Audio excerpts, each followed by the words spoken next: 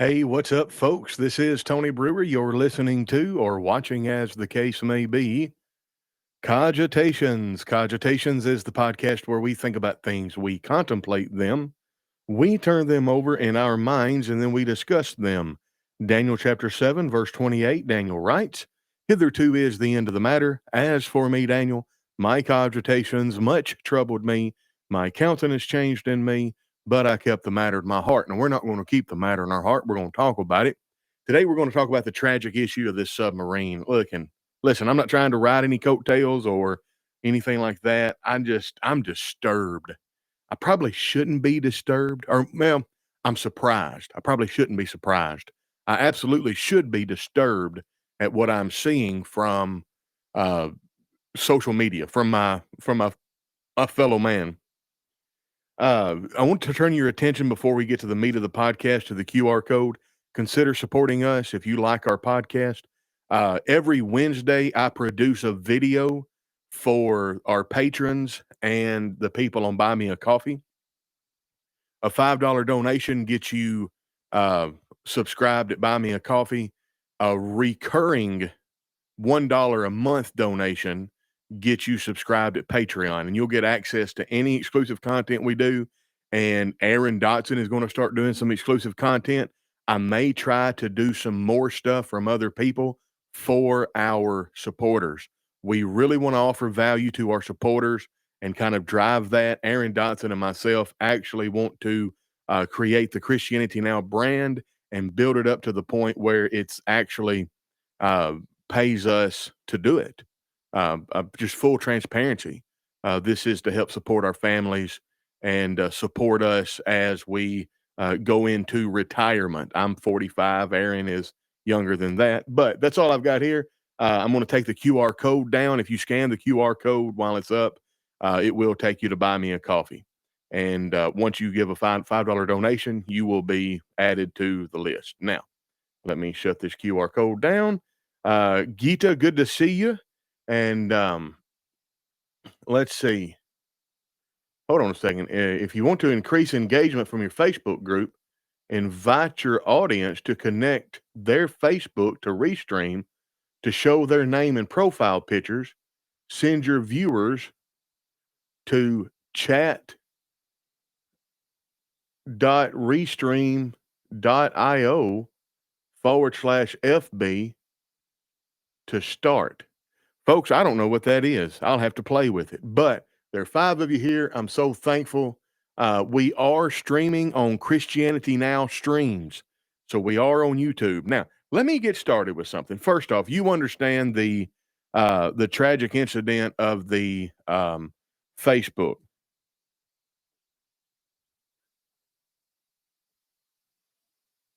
Of the Titanic. The Titanic sub search reaches the floor.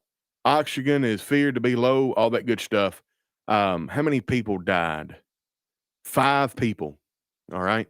So they were calculating the air, and they know now that they no longer have enough air to survive. And I am going to tell you the way these people died is absolutely tragic. To slowly run out of oxygen, there would have been the smells of urine and vomit, cramping of the muscles, delusion, hysteria, perhaps. Like there's no telling if they find it could be that the powers that be decide to let this submersible act as a casket, a burial vault for these 5 individuals, because finding them and bringing them to the surface would probably add to the trauma of their loved ones. But it also could be that not finding them and bringing them to the surface would be more traumatic to the loved one. So I don't know. But what I am disturbed over is the fact that there are people during this situation that was actually rooting for the ocean. Oh, this just a bunch of rich people. They're getting what they deserve. And you play stupid games, you win stupid prizes, and this, that, and the other. Listen, I'm not saying that there's never a time where a Christian can be vindicated and happy at the death of the wicked. And when I say that, understand, I know exactly God's view on this. In Ezekiel chapter 33, God says, "As I live, saith the Lord, I take no pleasure in the death of the wicked, but that the wicked turn from his evil ways and live. Turn you from your wicked ways and live. For why would you die, O house of Israel?" So God takes no pleasure of the death of the wicked, but there is a certain sense of satisfaction when it comes to justice, because I can go to Deuteronomy chapter 28 and let's see, Deuteronomy 28:16, I believe it is. No, Deuteronomy 28:63. Um, and it shall come to pass that as the Lord rejoiced over you to do you good and to multiply you, so the Lord will rejoice over you to destroy you and to bring you to nothing, and you shall be plucked from off the land, whether thou goest to possess it. Now, notice the wording here. It shall come to pass that in the same way that the Lord was happy or rejoiced to bring you into the land of promise, the Lord will rejoice to bring you to nothing and to pull you off the land of promise. Now, how do we square that? Well, we understand from a certain perspective that we can be it we can take pleasure in God's justice being satisfied, just like God can take pleasure of his justice being satisfied. Read the book of Psalms and look at the imprecatory Psalms. The psalmist ultimate goal and desire is God be satisfied. And that's why the psalmist can write and pray and sing some of these imprecatory psalms, where he talks about the death of his enemies and vindication. That's why it's the virtue of the martyrs under the throne in the book of Revelation. They cry, "How long? How long?" We are to give place unto wrath. Vengeance is mine, saith the Lord. I will repay. That's at the end of Romans chapter 12. So if we give this to where it's to whom it goes, to whom it is to be given, if we give this to God, then we, whenever things happen to the wicked, we can take pleasure in that, meaning we can be happy that justice is served. However, there is a sense where we need to be greatly saddened and remorseful because these things are happening. And if a wicked person dies while he is committing wicked atrocities, we can there's a sense of us a sense we can take pleasure in that because God's justice is satisfied. But on another sense, we need to be very respectful and very well, I've lost the word. Grave is the word I was looking for. We need to be very grave and understand that that's it for this person. They don't have any more chance. They're going to be spending an eternity away from God, and that is a tragedy. On one hand, we're happy and we take pleasure in God's justice being satisfied and justice being served. And on the other, we're very, very saddened and grave and remorseful because that is a sense of finality and this person has no more chance. So there is a balance. But with this submarine thing, it's like all of the people that I looked at, all the comments that I looked at, they were resentful and envious because I think each ticket for this submarine was $250,000 per ticket. So it's $250,000 per seat. And so people were like, "Well, I'm happy that they're down there drowning. They got what they deserve. You win stupid prizes when you play stupid games, this, that, and the other." Folks, these things ought not so to be. I would ask you the same question that the Apostle John asked Christians in general in the first century. How can you hate your brother whom you have seen while also claim to love your brother whom you have not seen? Well, the answer to that rhetorical question is you cannot love God and also hate your brother. It's impossible. Good to see you, Douglas Connerly. Yes, everything is going well. Well, I say everything's going well with everyone. I can only vouch for everyone in my house. So yeah, I think everything. I don't have anything negative that's going on with people in the stream or anything like that I've heard. So I think everything's going well. Anyway, um, so what's the lesson here for us today? You know, I want to go to the book of Joel. I mean, of Joel. Come on, Tony. Of Job. And listen to this. This is Job 29 and 30. I'm going to read these two verses, and we're going to talk about this just a little bit.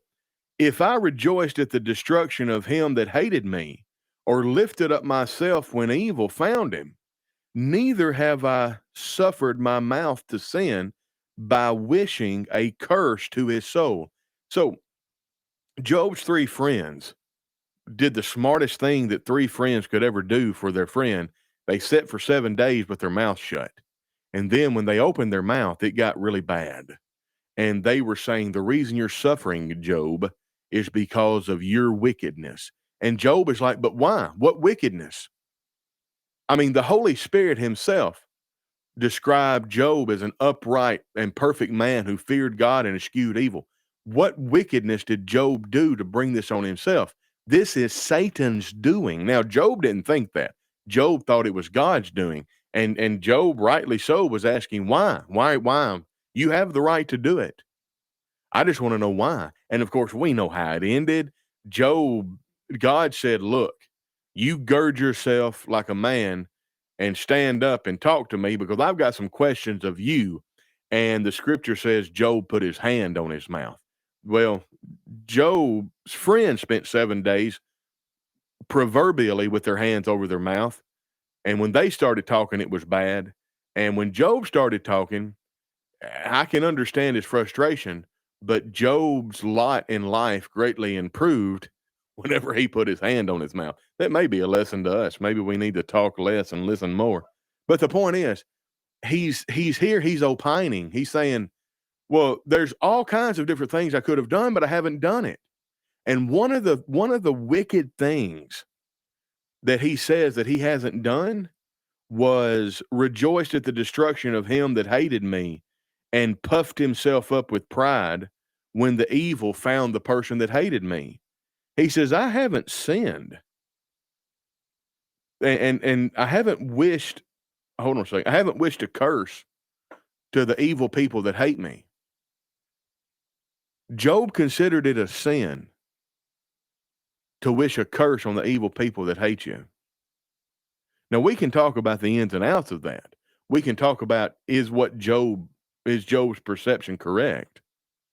But the fact of the matter is, we see that in the long ago, Job understood it was not virtuous to take pleasure, to take a morbid pleasure in the demise of your enemies. And here's the thing. These 5 people on this submarine, they ain't your enemy. They're just innocent people in relation to the world, in relation to how they've treated you, that was in a bad place, and they got caught up in a tragedy. There's so many people watching this live stream. That is amazing. Please be the algorithm for us and share it, especially if you're watching it on YouTube. Be sure and comment on YouTube and share it and give it a thumbs up. Hit the notification bell. Anything you can do. And if you're watching on the We Talk Truth group, which I'm glad you are, I figured out you cannot schedule for the We Talk Truth group, but you can go live in the We Talk Truth group in the moment. So my Tuesday live streams with Aaron Dotson, they won't be streamed in the We Talk Truth group, but I can share them in the We Talk Truth group and tag everybody in the We Talk Truth group. But anyway, so we have a lesson from Job here. It's not virtuous to wish calamity on your enemies. And again, these 5 people in this submarine, they're not your enemies. They're not anybody's enemies that I know of. And when I read Twitter and I look at the tweets from people that are taking pleasure in the fact that they're dead, and I see some of my brethren even making fun and making light of this tragic situation, it's bothersome. I ain't gonna lie to you. I think we've kind of lost the ability to blush in this way. Let's go to the book of Jonah. This is an interesting time to take a teaching lesson, to take a lesson from the book of Jonah. Listen, I'm going to start reading in Jonah. What's the last chapter here? Chapter 4, verse 4. Then said the Lord, Doest thou well to be angry? So Jonah went out of the city and sat on the east side of the city, and there made him a booth and sat under it in the shadow till he might see what would become of the city. Folks, the only way that I know how to explain this, all right, the only way that I know how to explain this is Jonah was angry at the preaching. Jonah didn't want to go preach in Nineveh, to give you the backstory. Jonah traveled 1,500 miles out of his way. God got his attention and he finally went to Nineveh. And he didn't put a lot of thought into the message. He said, you're going to be destroyed in 40 days. See ya. Like it was it. Like one of the most meager gospel sermons you ever could think of. But the people of Nineveh repented in sackcloth and ashes, and they were spared. But it appears that Jonah went outside of the city and sat and was waiting for the fireworks because he didn't want the city of Nineveh to have the opportunity to repent. In fact, he even explained to God, I didn't want to go preach to Nineveh because I know you're merciful. Whew. I don't want to be in Jonah's shoes. Hello, and so for let me show y'all this, those that are watching. See how it says Facebook user? So somebody said, "Hey Tony." Here's my response. Hey, but I can't tell who you are because this chat amalgam, which I can't put the chat overlay on the screen. Because oh no, I can. So new comments will display here. Well, anyway, um, I'm gonna take the overlay off. If you're chatting and watching from We Talk Truth Group, it gives me your comment, but I can't see your name. So to those of you that are watching the We Talk Truth and whoever just said hey, and Gita says, I love Jonah. He's such a character, and God's response is priceless. You better believe it. And Deborah O'Neill says, I heard about a submarine, but don't know what happened. So, and look, I'm saying submarine. It's technically a submersible. So there was a group of there's a thing that rich people can do. They can pay $250,000 per ticket. I think it's $250,000 per seat, and they can ride down to the Titanic, and it's something like 13,000 feet. Like it's very inhospitable. So it's not like, if something goes wrong, it's not like people can just come down there all willy-nilly and rescue you. Like if you have trouble down there, it's bad. Like it's going to cost you your life if you have trouble down there. And they went down and well, hey, Molly Spencer from Bay, Arkansas, good to see you. And oh, Deborah O'Neill says it's Sheila Cole. Good to see you, Sheila. And but about the submarine, an hour and 45 minutes. So to go down 13,000 feet, it takes 2 hours, an hour and 45 minutes. They lost contact with the submersible. Now, the submersible is not a submarine. In other words, a submarine functions independently. A submersible has to be linked to the mothership in some way. That's more than really I should be divulging because I don't know exactly. All I know is underwater, people died, period. And people are being very vitriolic on the internet, even some of my brethren. And that's what the podcast is about today. All right. I think it is. I think it is, Diana. Another good lesson we all need. So check this out. Jonah didn't want to preach to the people of Nineveh. And it appears that he went out on the east side of the city to get a good view of the city that's going to burn because God's going to rain down fire and brimstone on it. But listen to this exchange between Jonah and God. So Jonah went out of the city. So God asked him, doest thou well to be angry? Well, the obvious answer is no. All right. So Jonah went out of the city and sat on the east side of the city, and there made him a booth, and sat under it in the shadow till he might see what would become of the city. And the Lord God prepared a gourd, and made it to come up over Jonah, that it might be a shadow over his head, to deliver him from his grief. So Jonah was exceeding glad of the gourd. So he was happy at this gourd, because it came up and it sheltered him from the sun, from the elements. But God prepared a worm when the morning rose the next day, it smote the gourd, that the gourd withered.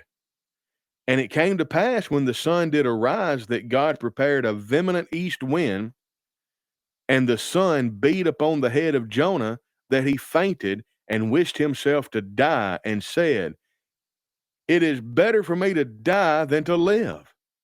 And God said to Jonah, "Dost thou well to be angry for the gourd?" And he said, "I do well to be angry, even unto death." So Jonah actually responded, "I do well to be angry about the gourd, even unto death." And then listen to this. "Thou hast had pity on the gourd, for the which thou hast not labored, neither madest it grow, which came up in a night, and perished in a night.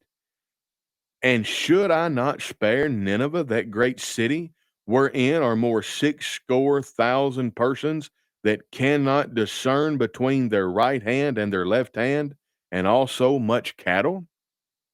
So basically, God says, "Look, you're bad. This is not good.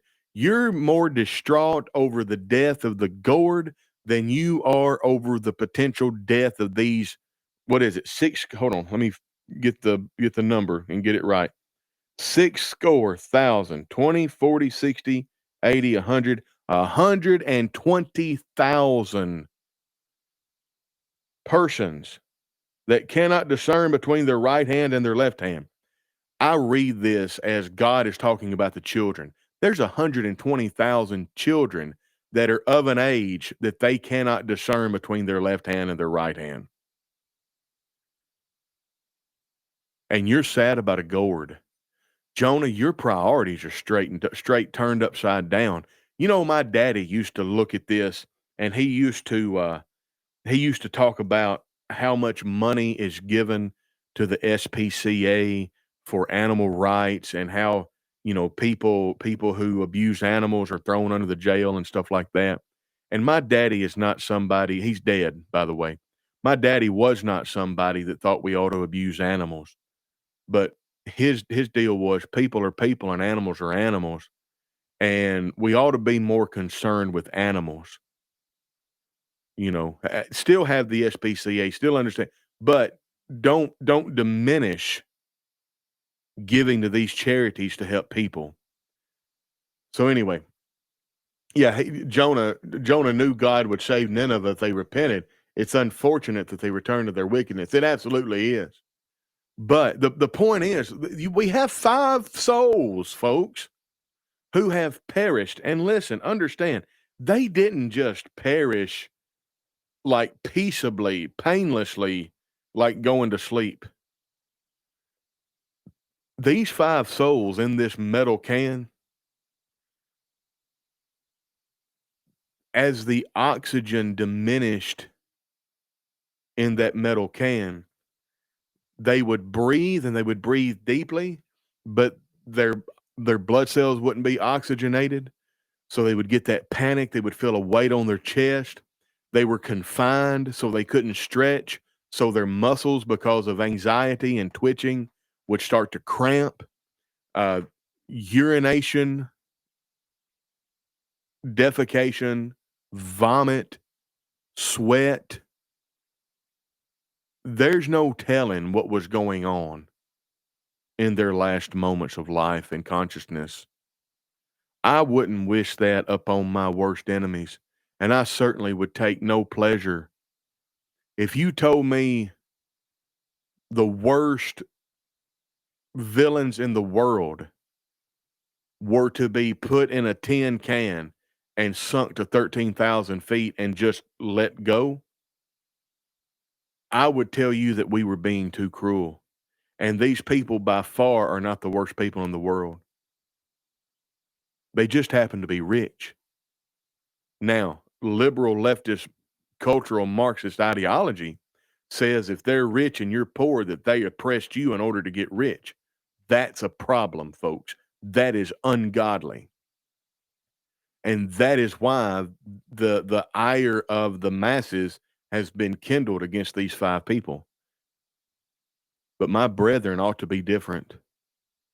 My brethren ought to model behavior. That's right. We're praying for them and their families. So horrific. It is horrific. Now, there's a couple of verses here that I'd like to dive into.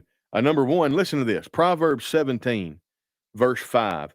He who mocks the poor reproaches his maker. He who is glad at calamity will not go unpunished. Are you glad at the calamity of these poor souls? God forbid. I hope not. I hope that not. There's 16 folks watching. I hope that not a soul is glad at their calamity.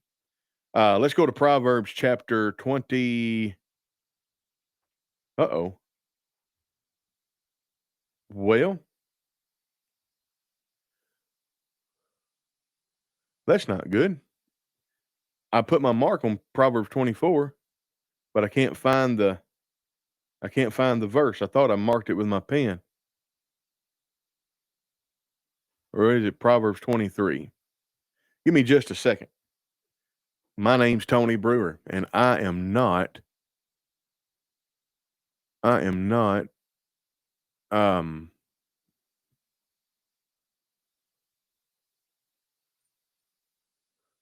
I am not inspired. Proverbs 24:17. There it is. Oh, that's right. That's why I didn't mark it with my pen, because it's the last verse. Okay. Anyway, do not rejoice when your enemy falls, and do not let your heart be glad when he stumbles. If that's all we had, that's all we'd need. But remember, these 5 souls are not our enemies. So if the Proverbs writer says, don't rejoice when your enemy falls, and don't let your heart be glad when he stumbles, how much more so should we not do this if it's people who are not our enemies, people who are neutral to us? Now listen, verse 18 gives the reason why we are not to let our heart be glad. So don't let your heart be glad when your enemy stumbles. Don't rejoice when he falls, lest the Lord see it and it displease him, and he turn away his wrath from him. So if you have an actual dyed in the wool, bona fide enemy, leave them alone when they're falling. Just let it be. Because if you take pleasure in it, if you poke them, if you kick them while they're down, if you gloat, it may be that the Lord turned his attention away from them and turns his attention on you, and not in a positive way. Who among us hasn't made unwise or risky decisions? It takes a callous heart not to feel bad for anyone who falls on tragedy. Such an ugly spirit. That is absolutely true. He deserved what he got. Listen, there is a difference between, with a trusted friend, deconstructing our actions and taking responsibility for our part in the tragedy that befalls us. So there's a difference between that and then somebody on the outside saying, ha, ha, ha, you got what you deserve. Listen, let's say that I've got a bright, shiny Rolex, and I walk at 2 a.m. on the bad side of town, and I get knocked in the head, and I get my watch stolen. While I'm getting my stitches, are you going to laugh at me and say you got what you deserve? Well, no. But let me ask you this. Was it stupid for me to be on the bad side of town at 2 a.m. flashing a $10,000 watch? The answer is absolutely. So there's a difference between taking responsibility for your own actions and then having somebody gloat that a brash, hasty, or ill-made decision caused you to fall to tragedy. That's it. It's such a cruel world we live in. And again, as I said in the beginning of the podcast, it shouldn't surprise me. I am disturbed, but I am not surprised. So that is, oh, here, Diana Harden says, shameful, ungodly behavior for anyone rejoicing in their death. Prayers for their loved ones. Whenever I learn of a death, my first thought is hoping they were in a saved state. And if I know they weren't, it hurts my heart. That should be the